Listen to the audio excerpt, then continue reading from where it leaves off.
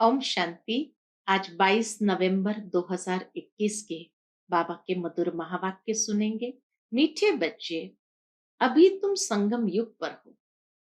तुम्हें इस पुरानी कलयुगी दुनिया का कोई भी ख्याल नहीं आना चाहिए। आज की मुरली से प्रश्न है, बाप ने बच्चों को श्रेष्ठ कर्म करने की व कर्मों को सुधारने की विधि क्या बताई है? उत्तर है, अपने कर्मों को सुधारने के लिए सच्चे बाप से सदा सच्चे रहो। यदि कभी भूल से भी कोई उल्टा कर्म हो जाए तो उसे बाबा को फौरन लिख दो। सच्चाई से बाबा को सुनाएंगे तो उसका असर कम हो जाएगा, नहीं तो वृद्धि होती रहेगी। बाबा के पास समाचार आएगा तो बाबा उसे सुधारने की श्रीमत देंगे। ओम शांति। शिव बाबा ब्रह्मा द्वारा बच्चों से पूछ रहे हैं कि बच्चे, तुम यहाँ सवेरे से बैठे क्या कर रहे हो? तुम स्टूडेंट तो हो ही, तो जरूर यहाँ बैठे यह ख्याल करते होंगे कि हमको शिव बाबा पढ़ाने आए हैं। इस पढ़ाई से हम सूर्यवंशी बनेंगे, क्योंकि तुम राजयोग सीख रहे हो। विष्णुपुरी का मालिक बनने के लिए इस ख्याल में बैठे हो, या किसको जिम्मेवारी, बाल बच्चे, धंधा धोरी आदि याद आता है? बुद्धि में यह रहना चाहिए कि यह है गीता पाठशाला। हमको भगवान पढ़ाते हैं और हम लक्ष्मी नारायण अथवा उनके कुटुंब के भांति बनेंगे। यह है राजयोग।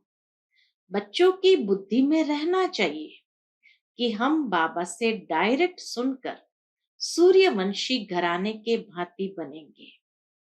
लक्ष्मी नारायण का चित्र सामने खड़ा है। हमारा राज्य होगा। दुनिया में लोगों को मालूम नहीं है कि स्वर्ग किसको कहा जाता है। तुम बच्चे कहते हो कि हम अभी बाबा से स्वराज्य विद्या स्वर्ग की सीख रहे हैं। हम बाबा से क्या सीख रहे हैं? तो बाबा कहे, तुम बच्चे कहते हो कि हम अभी बाबा से स्वराज्य विद्या अर्थात अपने इंद्रियों पर राज्य करने की विद्या स्वर्ग की सीख रहे हैं, क्योंकि स्वर्ग में तो सभी इंद्रियों के ऊपर जीत आत्माएं होंगी। तो बाबा हम बच्चों को स्वराज्य विद्या स्वर्ग की सीख रहे हैं। हम ही स्वर्ग के मालिक बनने वाले हैं। ये अंदर में सिमरण करना है। जैसे स्कूल में स्टूडेंट की बुद्धि में रहता है कि हम बैरिस्टर, इंजीनियर आदि बनने के लिए पढ़ रहे हैं। तुमको इतना भी याद रहता है, वह भूल जाते हैं। हाँ, दुनिया में कोई स्टूडेंट होता है तो उनकी बुद्धि में निरंतर ये रहता है कि भाई हम इंजीनियरिंग पढ़ रहे हैं या हम बैरिस्ट्री पढ़ रहे हैं। तो बाबा कहे, तुमको इतना भी याद रहता है या भूल जाते हो कि हमारी पढ़ाई का लक्ष्य क्या है? तो ऊंचते ऊंच भगवान के स्टूडेंट हो। कितना नशा चढ़ाता है बाबा। तुमको ऊंचते ऊंच देवता बनाने के लिए बाप पढ़ा रहे हैं। तुम उनके बच्चे हो। आत्माएं इस शरीर द्वारा अपने भविष्य मर्तबे को याद कर रही है, या शरीर के संबंधी जिस्मानी मिल्कायत नंधे दोरी याद रख करते हैं? बाबा पूछते हैं कि आत्माएं इस शरीर द्वारा अपने भविष्य मर्तबे को याद कर रही है, या शरीर के संबंधी इस जन्म के जिस्मानी मिल्कायत धंधा दोरी याद करती है? यहाँ जब आते हो तो यह समझना चाहिए कि हमको बेहद का बाप पढ़ाने आता है, बेहद का मालिक बनाने। फिर राजा रानी बनो या प्रजा, मालिक तो बनते हैं ना। नई दुनिया में है ही सूर्यवंशी घराना। यह तो समझते हो ना कि हम अपनी राजाई करेंगे। बाबा जानते हैं कि बच्चों को बाहर रहते, घर बार खेती बाड़ी में रहते इतनी बाबा की याद नहीं रह सकती। 3 दिन से लगातार बाबा की साकार मुरलियों में हमने सुना, योग में कच्चे हैं, बाबा को याद नहीं करते हैं। तो बाबा कहे, बाबा जानते हैं कि बच्चों को बाहर रहते, घर बार खेती बाड़ी में रहते, इतनी बाबा की याद नहीं रह सकती। तो यहाँ जब आते हो, अर्थात मधुबन में जब आते हो, तो सब ख्यालात छोड़कर आओ। तुम अभी उस कलयुग की दुनिया में हो ही नहीं। हम तो संगम युग निवासी हो गए। अब तुम संगम पर हो। कलयुग को छोड़ दिया है, बाहर में कलयुग है। बाबा कहे, बाहर में तो चारों तरफ कलयुग फैला हुआ है। मधुबन जो खास है, यह है संगम। इसलिए मधुबन का गायन है। तो जब मधुबन में आओ तो बाबा कहे, बाहर की बातें, कलयुग की बातें वहीं छोड़ करके आओ, क्योंकि मधुबन जो खास है, यह है संगम। इसलिए मधुबन का गायन है। यहाँ इस मुरली का ही सिमरण करना है। जो सुनते हो वह रिपीट करो और विचार सागर मंथन करो। जितना समय मिले चित्रों के आगे आकर बैठ जाओ, इन्हों को देखते और पढ़ते रहो। ब्राह्मणियां जो ले आती है उन पर बहुत जिम्मेवारी है, बहुत ओना रखना चाहिए। जैसे टीचर्स को ओना रहता है, हमारे स्कूल से अगर कम पास होंगे तो इज्जत जाएगी। दुनिया में स्कूल के टीचर्स को ये ओना रहता है कि हमारे स्कूल से अगर कम पास होंगे तो इज्जत जाएगी। जब स्कूल से बहुत पास होते हैं तो वह टीचर अच्छा माना जाता है। ब्राह्मणियों को स्टूडेंट पर ध्यान देना चाहिए।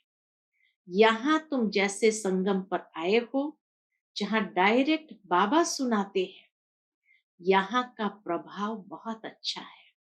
मधुबन का प्रभाव बहुत अच्छा है। अगर यहाँ मधुबन में घर घाट धंधा याद पड़ा तो बाबा समझेंगे ये साधारण प्रजा बनेगा। आए थे राजा बनने के लिए, परंतु परंतु नहीं तो बच्चों को अंदर में बहुत खुशी होनी चाहिए। हम राजा बनने वाले हैं तो कितनी खुशी होनी चाहिए। चित्र भी तुमको बहुत मदद करते हैं। लोग अष्ट देवताओं के और गुरुओं के चित्र घर में रखते हैं याद के लिए। देवी देवताओं के चित्र, गुरुओं के चित्र घर में रखते हैं, क्यों? ताकि याद रहे। परंतु उन्हों को याद करने से मिलता कुछ भी नहीं। भक्ति मार्ग में जो कुछ करते हैं, नीचे ही उतरते आए हो। तुम बच्चों को ऊंच जाने का पुरुषार्थ करना है। अभी बाबा हम बच्चों को ऊंच जाने का पुरुषार्थ कराते हैं। घर में शिव बाबा का चित्र रख दो तो घड़ी घड़ी याद आएगा। पहले तुम हनुमान को, कृष्ण को, राम को याद करते थे। अब शिव बाबा सन्मुख कहते हैं, मुझे याद करो। त्रिमूर्ति का चित्र बड़ा अच्छा है। यह चित्र सदैव पॉकेट में रख दो, घड़ी घड़ी देखते रहो तो याद रहेगी। बाबा भगत था तो लक्ष्मी नारायण का फोटो पॉकेट में रखता था। बाबा अपना अनुभव बताते हैं। बाबा हमेशा लक्ष्मी नारायण का फोटो पॉकेट में रखता था। गद्दी के नीचे साथ साथ रखता था। उनसे मिला कुछ नहीं। अब बाबा से बहुत प्राप्ति हो रही है। शिव बाबा को याद करके कितनी प्राप्ति हो रही है, उनको ही याद करना है। इसमें माया सामना करती है। ज्ञान तो भल बहुत सुनते सुनाते हैं, इसमें तीखे जाते हैं। ऐसे नहीं कहते कि 84 का चक्र भूल जाता है। ऐसे भी नहीं यहाँ रहने वाले जास्ती याद करते हैं। नहीं, यहाँ रहते भी कई हैं जो धूल छाई को याद करते रहते हैं, अर्थात इधर उधर की बातें याद करते रहते हैं। जिस बाप से हम गोरे बनने आए हैं उनको जानते ही नहीं। माया का परछाया बहुत पड़ जाता है। मूल बात है याद की। बाबा जानते हैं बहुत अच्छे अच्छे बच्चे भी याद में नहीं रहते। योग में रहने से ही देह अभिमान कम होगा, बहुत मीठे रहेंगे। देह अभिमान होने से मीठे नहीं बनेंगे। बाबा कहे देह अभिमान कम होगा तो बहुत मीठे रहेंगे। देह अभिमान होने से मीठे नहीं बनते हैं, बिगड़ते रहते हैं। बाबा सबके लिए नहीं कहते। कोई सपूत भी है, सपूत उनको समझा जाता है जो योग में रहते हैं। उनसे कोई भी उल्टी सुल्टी बात नहीं होगी। मित्र संबंधी आदि सबको भूल जाएंगे। हम अशरीरी, बाबा कहे हम नंगे अशरीरी आए थे, अब अशरीरी बन घर जाना है। अभी तुम बच्चों को ज्ञान का तीसरा नेत्र मिला है, जिससे तुम अपने घर को जानते हो, राजधानी को भी जानते हो। यह भी तुम बच्चे जानते हो, शिव बाबा कोई काला लिंग नहीं है जैसे वह दिखाते हैं। वह तो बिंदी मिसल है, एकदम गोल्डन लाइट बिंदी, पवित्र तेजोमय है। यह भी हम जानते हैं। अभी हम घर जाएंगे, वहां हम अशरीरी रहते हैं। अब हमको अशरीरी बनना है। अपने को आत्मा समझ पतित पावन बाप को याद करना है। यह तो समझाया जाता है आत्मा अविनाशी है, उसमें 84 जन्मों का पाठ नूंदा हुआ है, उसका अंत होता नहीं। थोड़ा समय मुक्ति धाम में जाकर फिर पाठ में आना है। तुम ऑल राउंड पाठ बजाते हो, यह सदैव याद रहना चाहिए। अभी हमको घर जाना है। बाबा को याद करने से हम तमो प्रधान से सतो प्रधान बन जाएंगे। यहाँ धंधा दोरी को याद नहीं करना है। यहाँ तुम पूरे संगम युग पर हो। अभी तुम बोट में बैठे हो, कोई बीच में उतर जाते हैं फिर फंस मरते हैं। इस पर भी शास्त्रों में एक कहानी है। अब तुम जानते हो उस पार जा रहे हो। खेवैया शिव बाबा है, इस पार से उस पार जा रहे हैं। खेवैया शिव बाबा है। कृष्ण को खेवैया व बागबान नहीं कहेंगे। शिव भगवान वाच पतित पावन शिव बाबा है। कृष्ण के तरफ बुद्धि जा न सके, पतित पावन कहने से बुद्धि शिव बाबा के पास जाएगी। कृष्ण के तरफ बुद्धि जा न सके। मनुष्य की बुद्धि तो भटकती रहती है। बाबा आकर भटकने से छुड़ाते हैं। सिर्फ कहते हैं, क्या कहते, सिर्फ अपने को आत्म समझ बाबा को याद करो, तब ही तुम स्वर्ग के मालिक बनेंगे। यह बातें भूलनी नहीं चाहिए। यहां से तुम बहुत रिफ्रेश होकर जाते हो। मधुबन में आते हैं, बहुत रिफ्रेश होकर जाते हो। अनुभव भी सुनाते हो। बाबा हम फिर वैसे के वैसे हो जाते हैं। कई अनुभव भी सुनाते हैं। बाबा जाने के बाद क्या हुआ, हम फिर वैसे के वैसे हो जाते हैं। मित्र संबंधी आदि का मुंह देखते हैं, लुभाईमान हो जाते हैं। तुम बच्चे आशिक हो, काम काज करते माशूक को याद करो, तब ऊंच पद पाएंगे।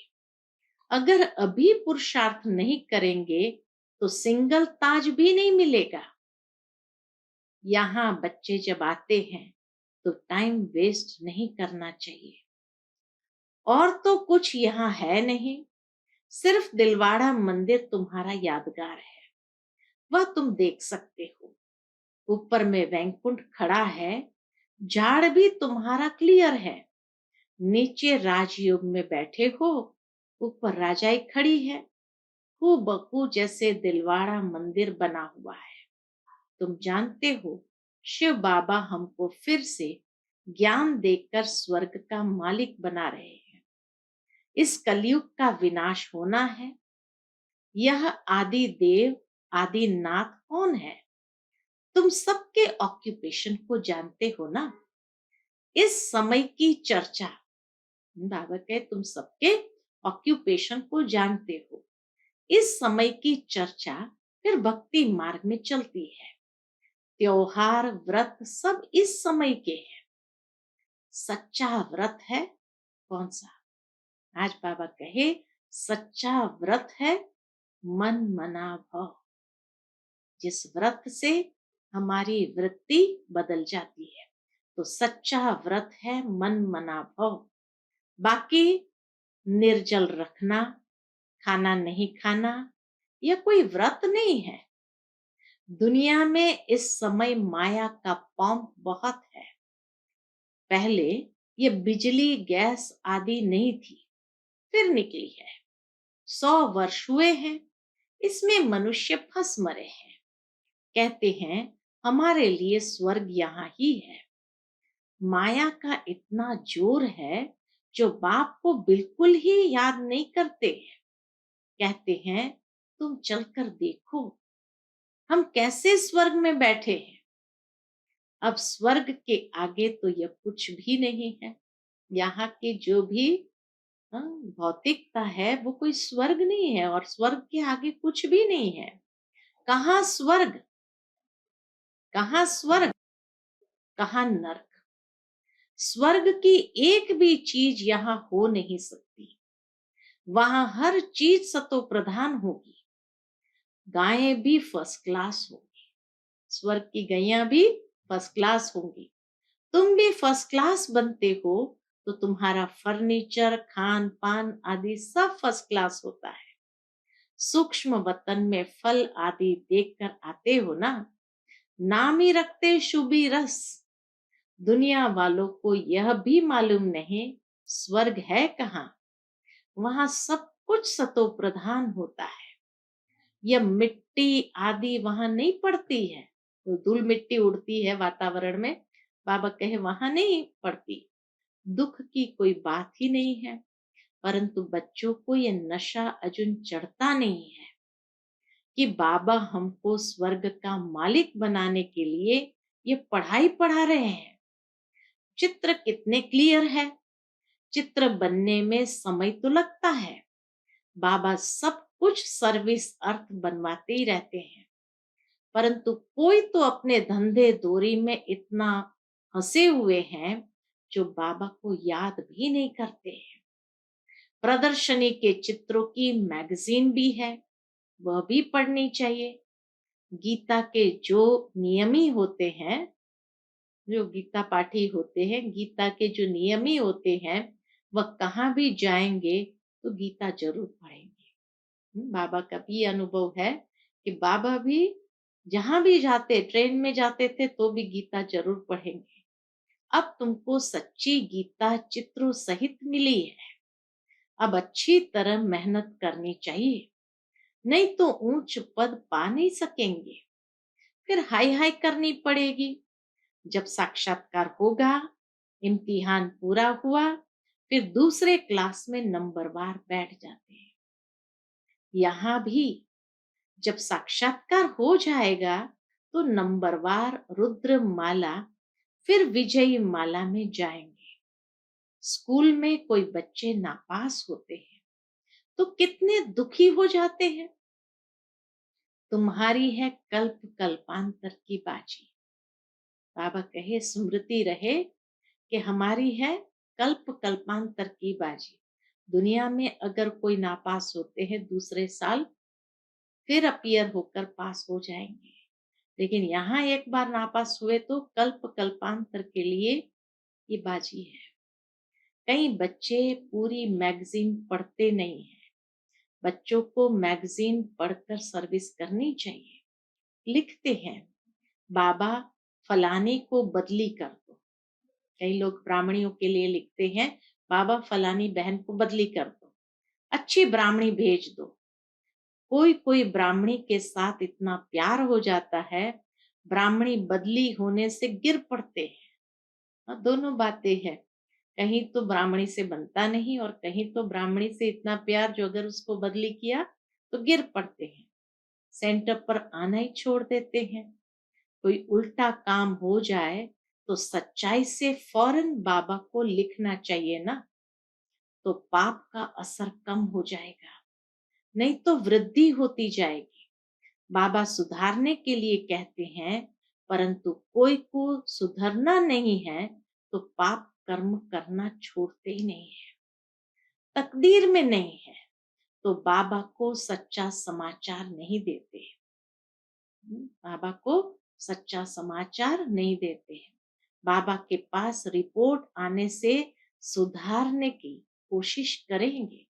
बाबा के पास अगर समाचार आएगा तो बाबा उसको सुधारने की कोशिश करेंगे। अच्छा, मीठे मीठे सिक्की लधे बच्चों प्रति माता पिता बाप दादा का याद प्यार और गुड मॉर्निंग। रूहानी बाप की रूहानी बच्चों को नमस्ते। हम सब रूहानी बच्चों की रूहानी माता पिता बाप दादा को याद प्यार, गुड मॉर्निंग और नमस्ते। नमस्ते, शुक्रिया बाबा, शुक्रिया। आज की मुरली से धारणा के लिए मुख्य सार है, पहली पॉइंट, अशरीरी बनने का पूरा पूरा अभ्यास करना है। कोई भी उल्टी सुल्टी बात नहीं करनी है। बहुत मीठा बनना है, किसी बात में भी बिगड़ना नहीं है। दूसरी पॉइंट, मुरली का सिमरण करना है।